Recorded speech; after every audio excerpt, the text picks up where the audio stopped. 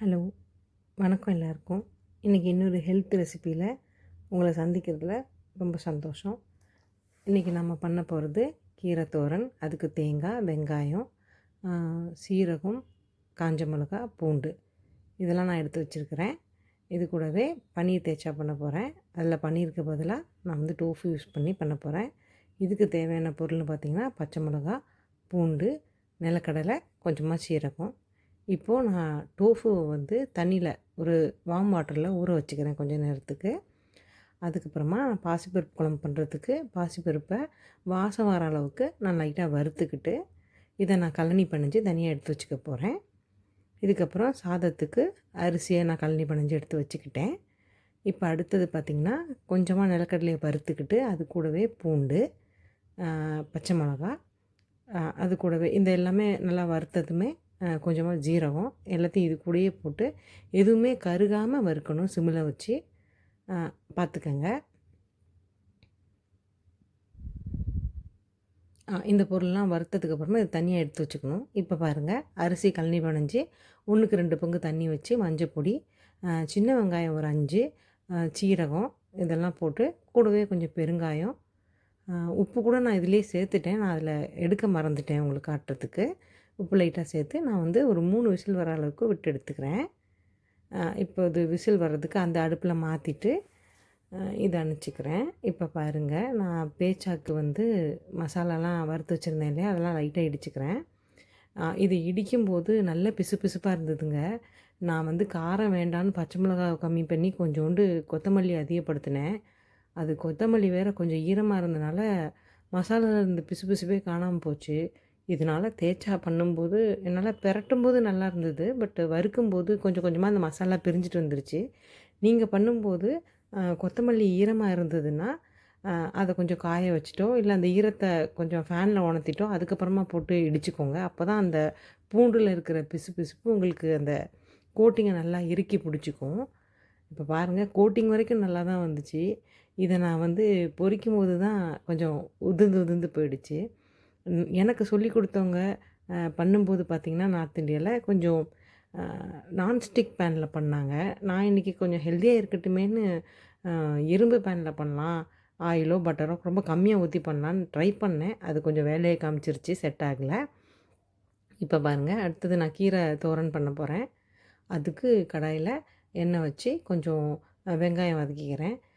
கடுகும் கருவேப்பிலையும் நான் இந்த சிவப்பு கீரைக்கு போடலை. இது எங்கள் பாட்டியோட ரெசிபி. அவங்க சொன்ன மாதிரி தான் நான் பண்ணியிருக்கிறேன்.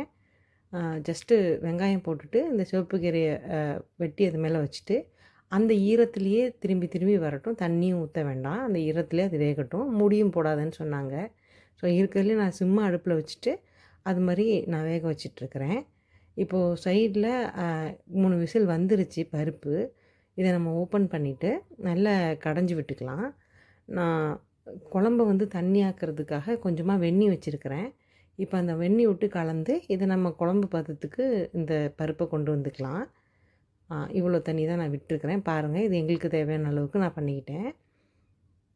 இப்போ பாருங்கள், கீரை வந்து ஒரு பக்கமாக ரெடி ஆகிட்டு இருக்கும்போதே அடுப்பை பற்ற வச்சு இந்த சைடு நான் வந்து தோரன் இருக்கு இல்லையா, கீரை தோரன், அதுக்கு நான் அரைக்கிறதுக்கு மசாலா ரெடி பண்ணுறேன். அதுக்கு கொஞ்சோண்டு பாத்திரத்தில் கடுகு, உளுத்தம்பருப்பு, ஜீரகம், பூண்டு, அப்புறம் வரமிளகா இதை வந்து லைட்டாக எண்ணெய் விட்டு நீங்கள் ரோஸ்ட் பண்ணிக்கணும். இது வரைக்கும் நான் வந்து தோரனுக்கு எல்லாமே பச்சையாக தான் மசாலா போட்டு அரைச்சிருக்கிறேன். ஃபஸ்ட் டைம் எங்கள் பாட்டி சொன்ன மாதிரி வதக்கி அரைச்சா நல்லாயிருக்கு. அப்புறம் காட்டும்போது நான் உங்களுக்கு உளுந்தை காட்ட மறந்துட்டேன். இதில் உளுந்தும் சேரணும், நான் லைட்டாக உளுந்து போட்டிருக்கிறேன். இதை வந்து கொஞ்சம் வாசம் வர அளவுக்கு வறுத்துட்டு இது எல்லாத்தையும் மிக்ஸி ஜாரில் அரைச்சி தோரனுக்கு அரைக்கிற மாதிரி குறைன்னு அரைச்சி நீங்கள் எடுத்துக்கணும். இப்போ பாருங்கள், நான் அதான் பண்ணிகிட்ருக்கிறேன். இதுக்கப்புறம் அந்த பாத்திரத்தை ஏன் அணைக்கலைன்னா அதுலேயே நான் வந்து பருப்பை தாளித்து விட்டுலான்னு ஒரு ஐடியாவில் இருக்கிறேன். பாருங்கள், பருப்புக்கு நெய் ஊற்றிருக்கிறேன். காஞ்ச மிளகா, கடுகு, சீரகம், பெருங்காயம், கருவேப்பிலை இந்த 4 ஐட்டம் போட்டு நான் வந்து நெய்யிலேயே இந்த பருப்புக்கு தாளித்து விட்டுக்கிறேன். நல்லா வாசமாக இருந்ததுங்க. பருப்பே நான் துவரம் பருப்பு தான் வந்து அதிகமாக எடுப்பேன். ஆனால் இன்றைக்கி பாசிப்பருப்பு அந்த காம்பினேஷன் ரொம்ப நல்லா இருந்துச்சு, வீடே மணத்துச்சு. நீங்களும் செஞ்சு பாருங்கள்.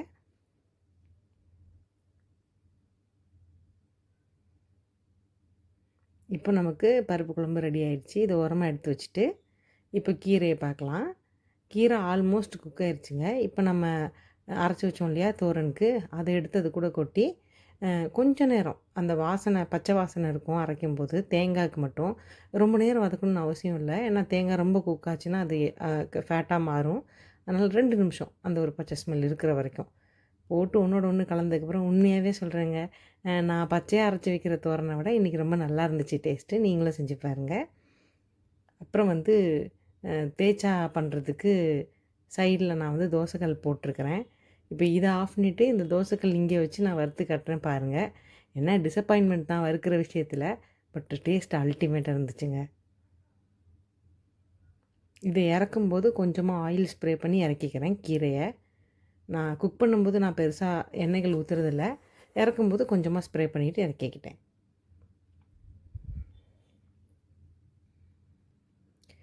இன்றைக்கி நான் தேச்சாவை வந்து பட்டரில் தான் பண்ணலான்னு இருக்கேன். அதனால் இந்த சின்ன சின்ன க்யூபாக கிடைக்கும் இல்லைங்களா பட்டர், அதில் 1/3 எடுத்துக்கிட்டேன். எடுத்து கொஞ்சமாக தடவி நான் வச்சுருக்கிற எல்லா தேய்ச்சாமே லைட்டாக வச்சு இருக்கிற க்யூபுக்கு இருக்கிற எல்லா பக்கத்தையும் கொஞ்சம் கொஞ்சம் நேரம் அப்படி திருப்பி திருப்பி போட்டு நீங்கள் வறுத்தெடுத்துக்கணும். ஃபைனலாக எனக்கு ஒரு 4 தான் தேறிச்சு. அதில் 3 நான் டிஸ்ப்ளே பண்ணியிருக்கேன் பாருங்கள். இது கூட பொரியல், இதோ சாப்பாடு, பருப்பு. டேஸ்ட்டாக இருக்குது. நீங்களும் செஞ்சு சாப்பிட்டு பாருங்கள். தேங்க்யூ.